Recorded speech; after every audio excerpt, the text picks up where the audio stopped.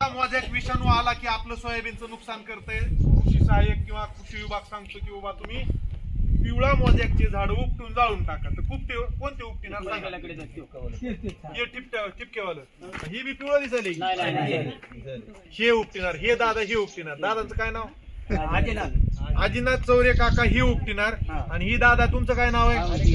तुम्ही ही उपटिणार. तुमचं सांगा दादा, शिकलेले माणसं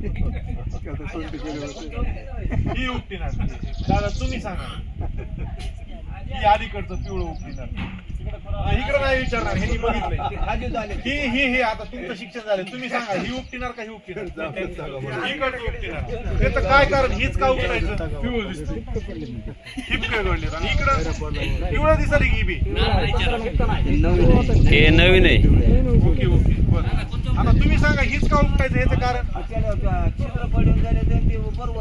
त्याच्यावर रोग पडला, बरोबर वाटणा गेले. सगळ्यात महत्वाचा विषय लक्षात घ्या. आता हे बरोबर वाटणं म्हणजे काय?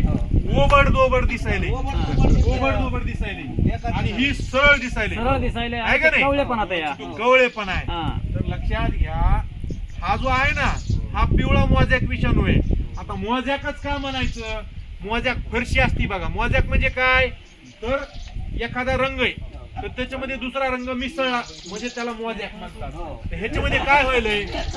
आपल्या हिरव्या रंगामध्ये पिवळ्या रंगाचे जे आहे ते ठिपके ठिपके टाकल्यासारखं वाटत आहे का नाही? तर ह्याच्यामुळं हा पिवळा मोजॅक विषाणू हा विषाणू आहे. जसं कोरोना असतं का नाही, कोरोना आहे का नाही? तर कोरोना झालेला माणूस इथं बसला तर थांबताल का? त्याचा दुसऱ्याला व्हायलाय ना. आमच्या गावात लांब पडत होता. आता खोकला मनानं जे पळत होता खाली नदी ओलांडून खाली त्याच्या मागं खोकत पुरा माघार घेऊन दगडानं हाणला तेव्हा माघारी फिरलो की मला चेष्टा केली.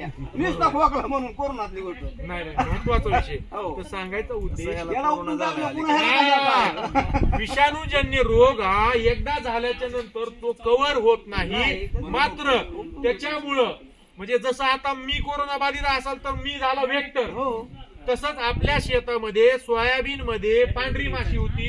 ती पांढरी माशी इथं वाईट झाडाकडे किंवा बाधित झाडाकडे बसली आणि चांगल्या झाडाकडे गेली की त्याला सगळ्याला ती बाधित करते. आणि म्हणून हे झाडं आली उपटून जाळून. आता हे कशामुळे होतंय?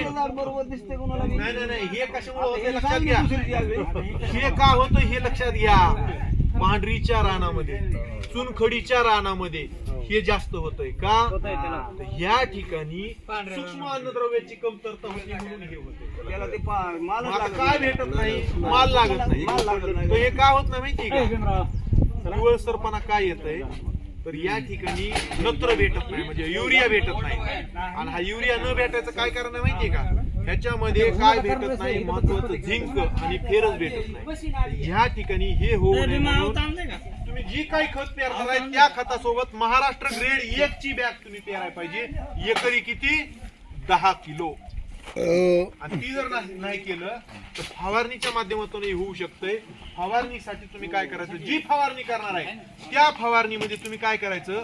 महाराष्ट्र ग्रेड 2 चं म्हणजे साहेबांनी जे दिलेलं सूक्ष्म अन्नद्रव्य असतंय का 2 ते 3 मिली प्रति 1 लिटर पाणी याप्रमाणे जरी तुम्ही फवारणी केली तर हा पिवळसरपणा आपण नष्ट करू.